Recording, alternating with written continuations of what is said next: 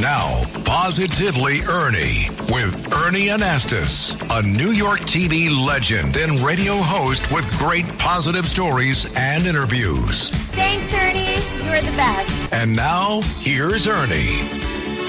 Hi, everybody. Welcome back to the show, Positively Ernie. I'm here with, the kinds of stories and interviews that I think are interesting and people who bring something to the table that we can all learn from. I want to talk today about an interesting topic, stress. Woo! Stress and anxiety. My goodness. I mean, it's part of everyday living, folks. Let's face it. That's exactly what we all have to face with. But, the idea of stress can be controlled in some ways. But, if you go through certain times, like, for example, we just had elections, it can raise the level of anxiety and stress. And it's over. Okay, the election is complete. It's in. The results are there. And there are people who are still saying, okay, how am I going to deal with this? What can we do? How can we make it, work for us? And that's what we want to talk about today, because there is a way to do that. And my guest today is fabulous. Her name is Karen Howard, and she's an experienced Washington congressional staffer. She's an author. She's got a lot of experience, and I want to say hi to her right now. Hi, Karen. Welcome to the show. Thank you. It's a pleasure to be here. Oh, so nice to have you on board. The time is perfect. You've written this book. And I want you to tell us about that because, it makes a lot of sense. First of all, I love the title. Tell everybody the title of your book. The title is Upset is Optional. Upset is Optional. And you came up with that. Yes. And there's a story behind it. There is a story behind it. I had a mentor who I lost a few years back who taught us all these beautiful practices through an acupuncture school program that I was a part of, a master's degree in applied healing arts, how to be a healing presence with words and actions. Nice. And at the end of his career, he decided to boil all of that philosophy down into 10 simple practices and start a mentorship program. And one of those practices, the core one, was upset is optional, and you can avoid unnecessary suffering. Well, there are people out there, who are watching, who are listening right now and saying, Karen, I need help. Forget about politics for a minute because we'll get into that. But just in general, okay, people who have, a battle with stressful situations in life and dealing with anxiety and worrisome, it's not an easy thing. It really isn't. It's not. And people feel unempowered in terms of being able to reflect on how to manage that. Yeah. There's always going to be suffering in the world. We do a lot of work professionally, personally, through church, family, friends, even politics to try and eliminate unnecessary suffering. But really what we're doing is eliminating suffering. It's like we can help people who are starving in countries and things like that. And so when it comes to our own unnecessary suffering or upset, people don't understand that things like words are as powerful as an inflammatory product in your body as eating a fast food meal. Sure. So being able to use these practices to bring yourself back to a sense of center and peace is really essential for your health and the health of your family and the people around you. So, Karen, we're going to be in a session right here, okay? You're the therapist, and I'm listening to you, and other people are too. So you talk about using words to help us. I think a lot of people are probably saying, okay, you're telling somebody, to relax, stay calm, don't worry about it. But there's more to that. So tell us how we can use words to make us feel better. So you hear a lot, especially during this election season, you've heard a lot of inflammatory conversation and ads. That's one way to take it in, and then you have to react to that, or you let yourself react to that. But I also find, even personally, that I spend a lot of time talking to myself. So one of my favorite words was becoming moron. And I'm like, we got to reframe that. I can't continue to walk around in my head going, what a moron. So I literally can reframe that to say, that's interesting. And it automatically, I feel a difference in my body. When I'm using language that is inflammatory like that could start an argument, I can feel my shoulders tighten. I can feel it in my stomach. I can, this causes ulcers, brings on asthma attacks. And we underestimate the power of that. Yeah. So you can create a literal word wall And you can use that wall of words to kind of frame how you feel about certain things. When there were two men running for president, Right. I used to refer to them as Mary Todd Lincoln and Martha Washington. Oh, interesting. And people were so confused because they didn't know who to be mad at. I like that. Good thinking. You know, when you talk about, talking to yourself, calming yourself down, we know, that there's a dialogue. And you're talking to somebody, and you might be trying to stay calm and saying, that's an interesting point. I'm going to take that into consideration. I didn't think about that before. Let me tell you how I feel. The other person, the other party has to be receptive, and they have to respond the same way. What if you're hitting someone who just doesn't want to agree or doesn't want to at least understand you and respect your opinion? How do you handle that? We've been at this now for a lot of years. Sure. There was certainly one Thanksgiving where people barely could sit at the table with one another. Big and problem. I'm not sure we're out of that yet. So at some point you have to sort of come to an agreement and say, this topic is either off limits, we have to agree to disagree, and let's switch to something that matters to us as a relationship, us as friends, us as a family, and leave that to the side. And just park it. Just park it. If you can't get to that space where I can sit and listen to it and not take it into my body. Right. Now, that is an option. I can, and I do that all the time. I'm happy to sit and listen to people vent or just give their viewpoint. But you're an exception to the rule, Karen. I'm practiced. That's all. Well, exactly. But there are many people, and we all know this, who have very strong opinions. And I respect that. But they're very strong opinions, and they're not willing to listen or to be able to just relax and say, okay, I've made my point. Now let me listen to you. And relationships have really suffered. Family members, have split. Marriages have been broken. People have moved out of neighborhoods. Yes. People have decided not to move into a neighborhood because of political differences. And I mean, I've been covering news, as you know, for a long time in New York, and I've seen, a lot of things happen over 4 decades, but I've never seen it, so strong. And I'm trying to figure out how we can work together. In fact, I offered a commentary on the air about it's time to come together. I mean, this is America. This is the way we live. We have the opportunity to express ourselves. We go to the polls, we vote, but then we have to accept what we have and try and work together in unison of some sort. At least be respectful.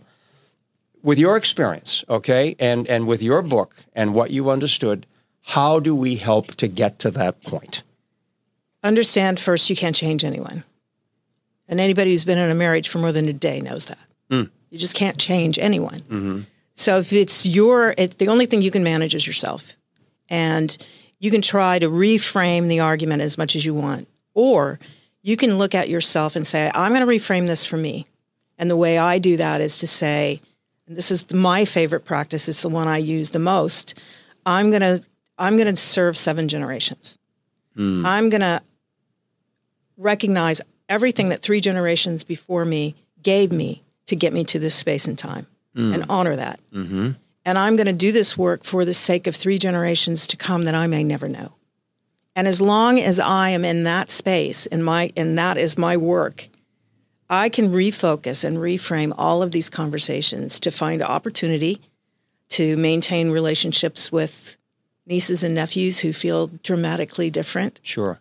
And still be a good auntie and a great sister and be able to be a listener and not get involved, not personalize my response, because it doesn't work anymore. Right. You're not going to change people's minds. We know that now. There's an outcome. Yeah.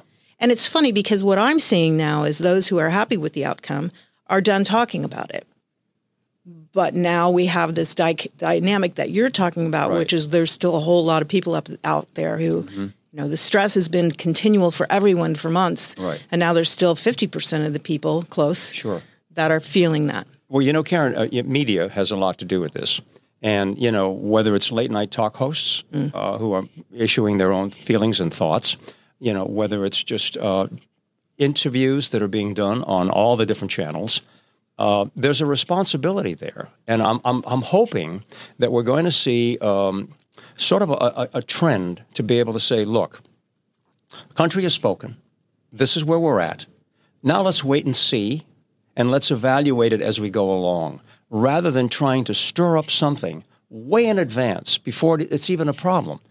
That's my concern, that sometimes we have to be extremely careful. You know, the internet, social media, I mean, everybody has an opinion, everybody has a podcast, and it's a time for, tremendous amount of information that's being put out there. And a lot of it, as you know, is not factual. It's a lot of opinion. Is it news or views? That's a big line these days. That's a good line, yes. And people are trying to figure out, what am I really listening to?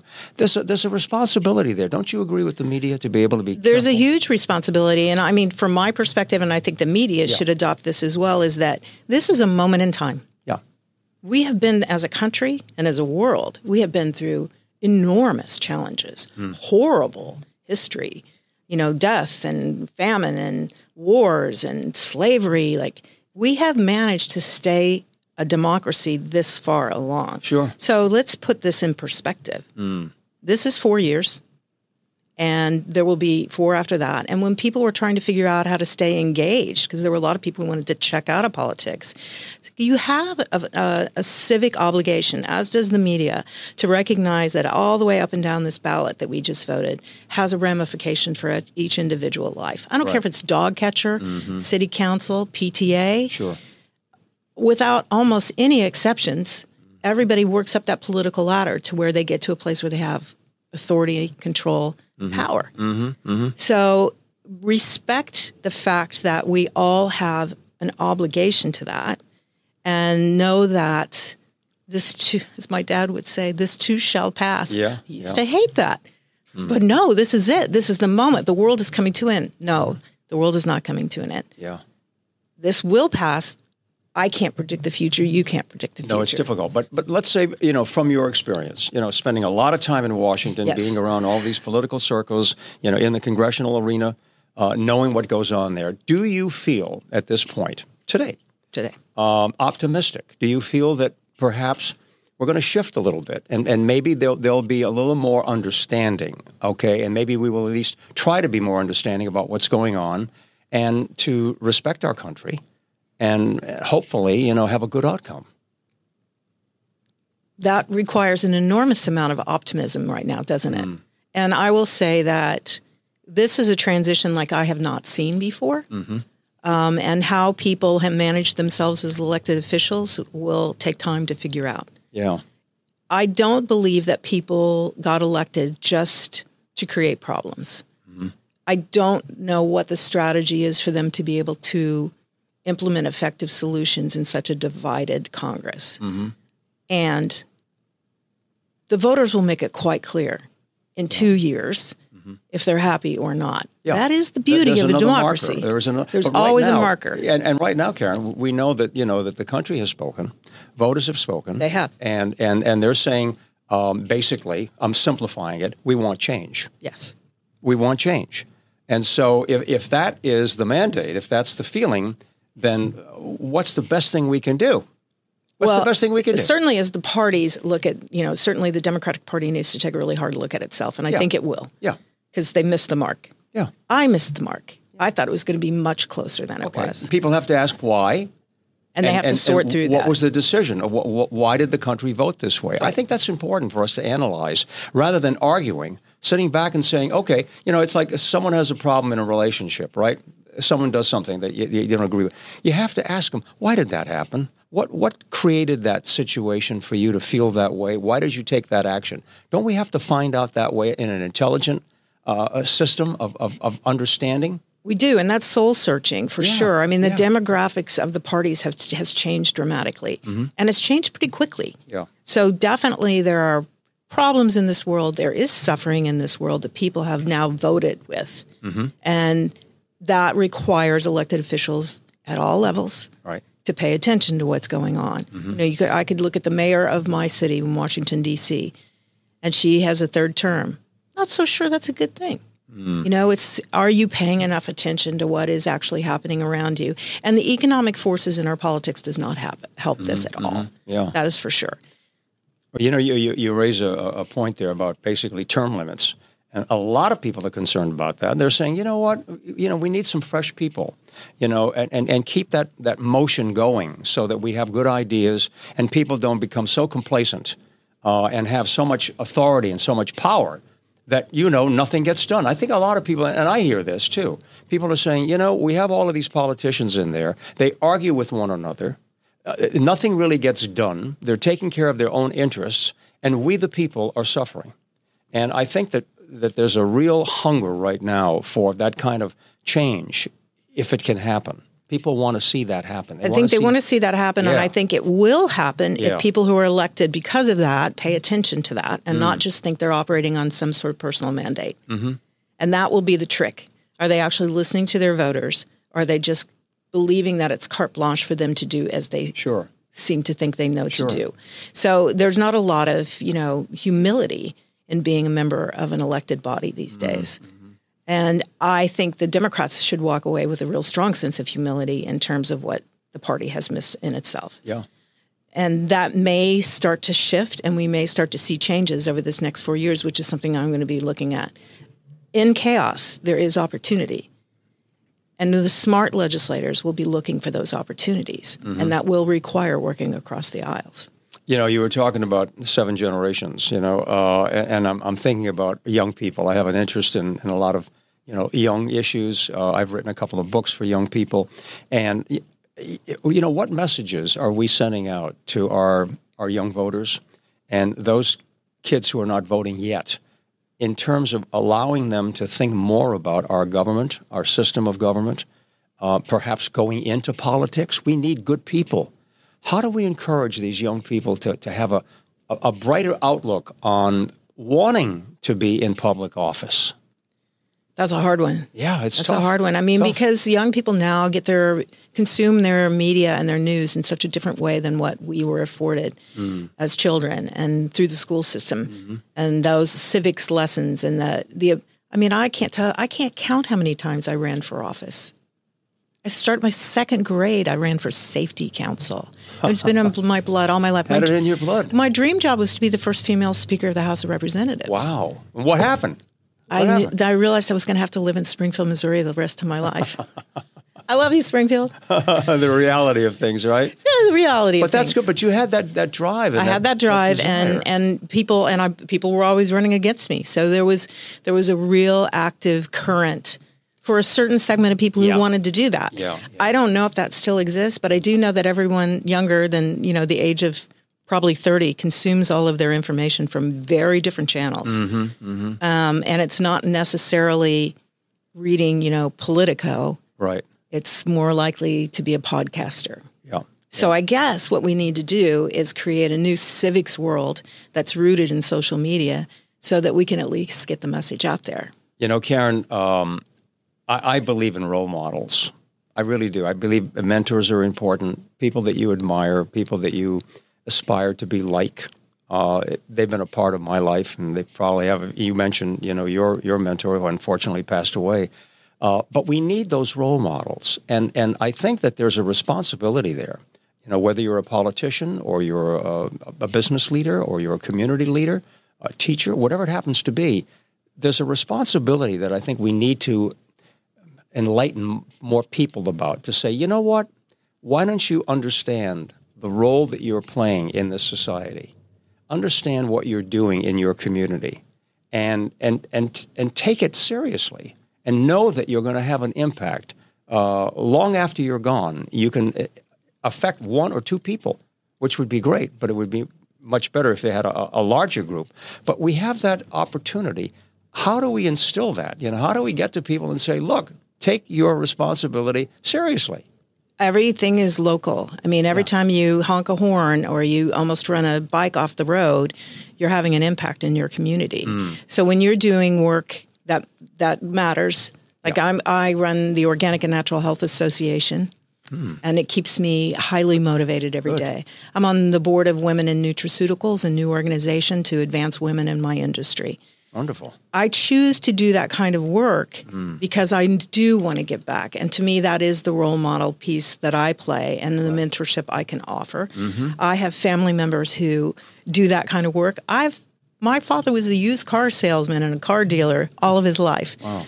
He served his community in a similar way by being a trustworthy source to be able to buy a car from. Right, exactly. So it doesn't require that you have to run for office. It just requires that you care about your fellow man and woman. You are actually serving your community in so many ways, just naturally. Be more cognizant of that. Be more intentional in that work. So when you are helping somebody when they're with their groceries, understand that this is work that matters. Yeah. This is how you support being a citizen of your community and being a fellow human being that cares. I really think there's not enough love that we express on a daily basis anymore. Man, that's the answer to a lot of things. We need to preach that, and we need to practice it. We do. Absolutely. We do. And I think just those small acts of kindness have ceased to be so important anymore. And you know what, Karen? I'm high on campaigns. Having been, in the news business, there are campaigns, people you can trust, some slogan, something that makes people feel attached and committed and comfortable with you. But I think we're missing campaigns in our country. I'll remember Nancy Reagan, just say no, just say no to drugs. That was effective. And I would love to see politicians, leaders, wherever you are, in corporations or in government, or whatever it happens to be, in the school system, to come up with campaigns that people can get on board with. Whatever it happens to be. You mentioned love, share love, smile, acts of kindness. But to make it such a strong campaign that people are aware of it. They're aware of it and they try to practice it. Hands across New York, hands across America, whatever it happens to be, and really push these campaigns so that people have a mindset to say, okay, this is the way I'm supposed to be feeling and thinking today. Let me practice it. Do you agree with that? I do. I think corporate America should be taking the role on that lead. Like we've done a campaign, we had a very successful campaign to educate people on the power of vitamin D, especially minority populations that suffer unnecessarily because of higher rates of infant mortality and just has a huge impact. Sure. And we carried that banner and we still carry that banner. Good. It's a good banner for us. Yeah. But if you are that used car dealership in the state of Tennessee, you too can carry a public campaign to help people do better and be better. So even if it's safe driving, this is not, it shouldn't be a hard lift. It should be something that everybody in your organization can get behind and feel and recreate a sense of community that we can have continued to suffer tearing at the edges around. There are two words that people use often, and I wish we would apply it more. Common sense. Common sense. If you come up with something that really makes good sense, common sense, a lot of people can relate to that because it's natural. And I think we need that. In terms of the future, okay, today and tomorrow, someone's listening to you right now. This is your field of expertise, trying to bring people together, trying to help us understand one another and to reduce the level of stress. What message do you have for our viewers out there to say, okay, here's my campaign, okay? Here's what I would like you to be thinking about. Here's a way that we can all make a difference. What's your message, Karen Howard? I'd have to boil it down into one thing. Yeah, go ahead. Well, I'm just going to say it. It's upset is optional. Like every time you feel your body going into some sort of tense state, I would love for you to be able to sit back and just breathe deeply. Even if it was just one thing that you did every day, practice breathing from your gut, not your chest. I like that. Because every swimmer, every musician, anybody knows that if you're going to do something well, you got to do it a lot. And deep breathing really can bring your body back. I like that. Right where it needs to be. Now, people would like to be able to get in touch with you or get your book or any information that you can share and say, okay, if you want to get a hold of me or find some information that'll be helpful to you, what do they do? www.upsetisoptional.com. You can learn about my mentor, see the drug rehab facility that he supported with acupuncture, and you can order the book from Amazon. I like that. Where are you headed to next? Headed back to Washington, D.C. Can't stay away too long. Are you excited to be back there? Do you think there's going to be some really dynamic things happening? I know there's going to be dynamic things. I really loved the respite to come to New York City. Change of pace, right? It's awesome. I love New York. You love driving here? No. Whoa, there's another topic. Karen Hard, you're terrific. What a joy to have you here. Congratulations on everything you do and what you're doing. Come back again, and I know you're going to do another book because you started to tell me about it. A cookbook? A cookbook. That's going to be fun, right? You'll be talking about your Irish background? Yep. And any particular little hint? I know you're a little ways off from writing that book, but any hint in terms of what you want to do with that book? Anybody who's had a family that's spent a lot of time in the kitchen knows that there's a lot of stories that go with it, and it's not always. Sometimes it's on a boat, and sometimes it's in a kitchen, and sometimes it's over a grill, and sometimes there's a lot of interesting dialogue. Oh, so it should be a lot of fun. You're going to have a lot of fun with that book, okay? I'm getting hungry right now. It's time for lunch. Karen, thank you so much for being here. Thank you. All good things to you and your family, okay? As well. Thanks, everybody, for watching. Great interview. We have more coming up. Stay with us and stay positive. Bye-bye.